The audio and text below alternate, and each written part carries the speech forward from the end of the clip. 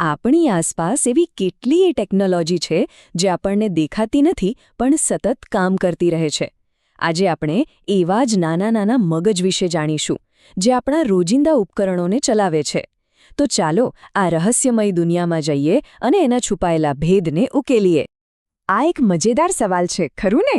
વિચારો, એક તરફ એકદમ સાદું રમકડું અને બીજી તરફ અત્યાધુનિક રોબોટ. આ બંનેમાં શું સરખું હોઈ શકે? જવાબ કદાચ થોડો ચોંકાવી દેવો છે. બંનેમાં એક નાનું પણ શક્તિશાળી મગજ છુપાયેલું છે. તો આ નાનું મગજ છે શું? એ છે માઇક્રોકન્ટ્રોલર. એમ સમજો કે આ એક નાનકડી ચિપ છે જે એક સંપૂર્ણ કમ્પ્યુટરની જેમ જ કામ કરે છે. એ આદેશ લે છે, ગણતરી કરે છે અને પછી ઉપકરણોને કહે છે કે શું કરવાનું છે. આજની આપણી આખી સફર આ અદ્ભુત નાના મગજની દુનિયામાં જ છે. માઇક્રોકન્ટ્રોલરની આ દુનિયાને સમજવા માટે આપણે એક પાવર લેડર એટલે કે શક્તિની સીડી પર ચડીશું. આપણે સૌથી સરળ અને સૌથી સામાન્ય પ્રકારથી શરૂ કરીશું, જે આપણી આસપાસ લગભગ બધે જ જોવા મળે છે. આ પાવર લેડરનું સૌથી પહેલું, સૌથી નીચલું પગથિયું છે 4-બીટ માઇક્રોકન્ટ્રોલર. આને આપણે ટેકનોલોજીની દુનિયાના પાયાના પથ્થરો પણ કહી શકીએ. તો આ 4-બીટ માઇક્રોકન્ટ્રોલર કરે શું? ચાલો એક ઉદાહરણ લઈએ. એક રમકડાની કાર. જ્યારે કોઈ બટન દબાવે ત્યારે કાર આગળ વધે અને અવાજ કરે. આ 4-બીટ ચિપનું કામ બસ એટલું જ છે કે બટનનો સંકેત મેળવીને 2 આદેશ આપે: મોટર ચાલુ કરો અને અવાજ વગાડો. બસ આટલું જ. એટલે જ તો એ ખૂબ સસ્તા હોય છે અને રમકડા જેવા સાદા કામો માટે લાખો કરોડોની સંખ્યામાં બને છે. સારું, હવે સીડી પર એક પગથિયું ઉપર જઈએ. અહીં આપણને મળશે 8-બીટ માઇક્રોકન્ટ્રોલર, જે ટેકનોલોજીની દુનિયાના સાચા કામદારો છે. અને આ 8-બીટ માઇક્રોકન્ટ્રોલર્સ તો બધે જ છે. જેમ કે માઇક્રોવેવમાં, એ ખાલી તેને ચાલુ કે બંધ નથી કરતું, પણ કીપેડ પરથી કમાન્ડ વાંચે છે, ટાઈમરને કંટ્રોલ કરે છે અને તાપમાનનું પણ ધ્યાન રાખે છે. ખરેખર એ આપણા રોજિંદા જીવનના અસંખ્ય કામ ચૂપચાપ સંભાળી લે છે. પણ ત્યારે શું થાય જ્યારે સાદા કામ કરતાં કંઈક વધારે કરવાની જરૂર પડે? જ્યારે માત્ર આદેશ આપવા પૂરતા ન હોય પણ ગતિ અને ચોકસાઈ પણ ખૂબ જ જરૂરી હોય? બસ ત્યારે જ આપણને વધુ શક્તિશાળી મગજની જરૂર પડે છે. જુઓ, આ સરખામણી બધું જ સ્પષ્ટ કરી દે છે. એક 8-બીટ ચિપ તાપમાન જેવી ધીમે ધીમે બદલાતી વસ્તુઓ પર નજર રાખી શકે છે.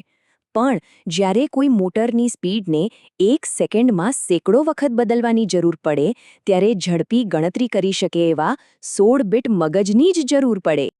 તો ચાલો લેડર પર આગલા પગથિયે જઈએ અને મળીએ 16-બીટ માઇક્રોકન્ટ્રોલરને, જે ગતિના માસ્ટર છે.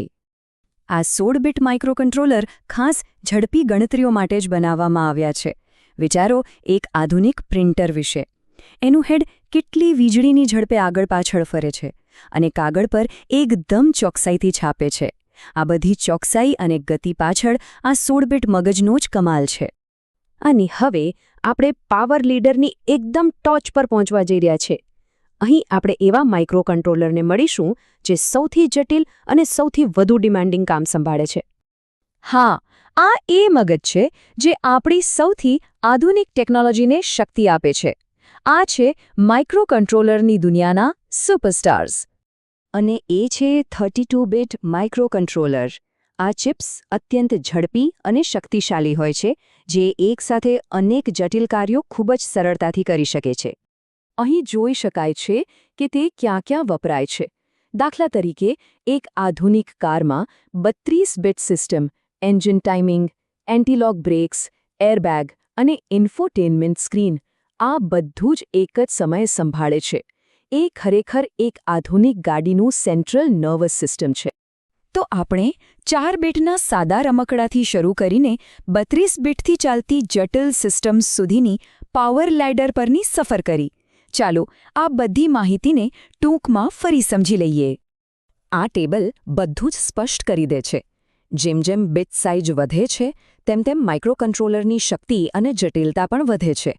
નીચા પાવરની 4 અને 8-બીટ ચિપ્સ સાદા કામ માટે છે.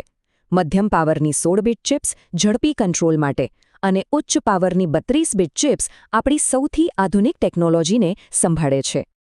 તો હવે જ્યારે આપણે આ છુપાયેલા મગજ વિશે જાણીએ છીએ, ત્યારે આ સવાલ વિચારવા જેવો છે.